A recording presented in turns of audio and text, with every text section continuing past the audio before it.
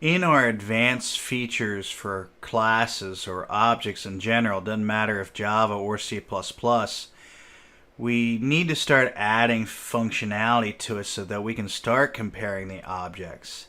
In C++, we usually do a not equals, an equals, and a less than.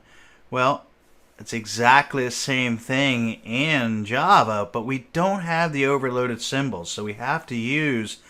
It's funny, the overloaded functions that do the exact same thing like they do in strings. So you'll see the compare to, the equals, and then compare to name I'll go over later on. But the overall theory is exactly the same as what we did in C++.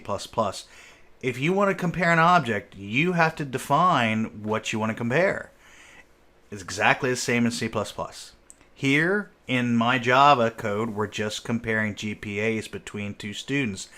The this dot portion is exactly the same as what we had in C++. Matter of fact, in the compare in C++, we had to return 0, -1, and 1 to determine the order. That's exactly the same. As is the equals in, well, Java.